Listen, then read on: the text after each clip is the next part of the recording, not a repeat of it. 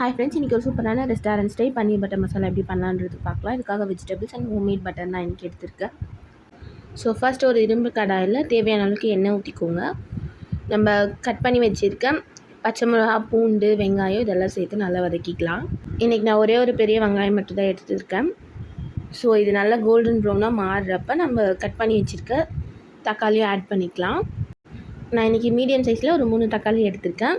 இது நிறைய டீட்டெயில் மெஷர்மெண்ட்ஸ்லாம் நான் டிஸ்கிரிப்ஷனில் தர செக் பண்ணி பாருங்கள். இது வந்து ஹோம்மேட் பன்னீர். இந்த ரெசிபி வேணா கீழே சொல்லுங்கள். பன்னீர் எப்பவுமே ஃப்ரீசர்லேருந்து எடுத்தது தண்ணி ஊற்றி வச்சுக்கோங்க, அப்போ பன்னீர் சாஃப்டாக இருக்கும்.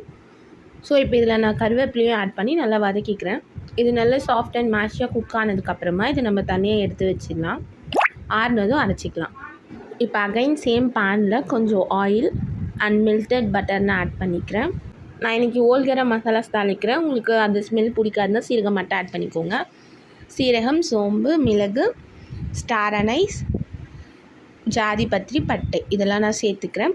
தென் குடமிளகாய் வந்து நான் இந்த மாதிரி டைஸாக கட் பண்ணி வச்சுருக்கேன். இதையும் ஆட் பண்ணி நல்லா ஃப்ரை பண்ணிக்கலாம். இந்த அளவுக்கு வதங்கினா கரெக்டாக இருக்கும். இப்போ நம்ம இதில் மசாலாஸ்லாம் ஆட் பண்ணிக்கலாம். மிளகாய் தூள், கல்லுப்பு, மஞ்சள் தூள் அண்ட் ஹோம்மேட் கரம் மசாலா இது எல்லாத்தையும் ஆட் பண்ணி நல்லா ஃப்ரை பண்ணிக்கலாம். இதனோட பச்சை வாசனை போனதும் நம்ம அரைச்சி வச்சுருந்த வெங்காயம் தக்காளி பேஸ்ட் வந்து ஆட் பண்ணிக்கலாம். இந்த அளவுக்கு ஃபைன் பேஸ்ட்டாக அரைச்சிருக்கணும். இது ஒரு பக்காவான ரெஸ்டாரண்ட் ஸ்டைல் ரெசிபி. கண்டிப்பாக ட்ரை பண்ணி பாருங்கள். ஸோ இப்போ இது நல்லா எண்ணெய் பிரிஞ்சு வதங்கி வந்துடுச்சு. இதில் இப்போ தேவையான அளவுக்கு வாட்டர் ஆட் பண்ணிக்கலாம்.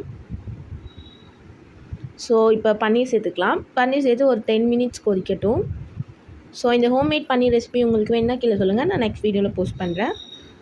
ஸோ ஃபைனலாக நான் ஃப்ரெஷ் க்ரீம் சேர்த்து இறக்க போகிறேன். ஸோ உங்கள்கிட்ட இது இருந்தால் சேர்த்துக்கோங்க, இல்லைன்னா நீங்கள் ஸ்கிப் பண்ணிடலாம். தென் நீங்கள் இது கூட கஸ்தூரி மேத்தி இருந்தால் சேர்த்துக்கோங்க. என்கிட்ட இல்லாததுனால நான் இன்றைக்கி சேர்க்கல. ஸோ அவ்வளோதான், நம்மளோட restaurant style paneer butter masala ready. See you on next video. Bye bye.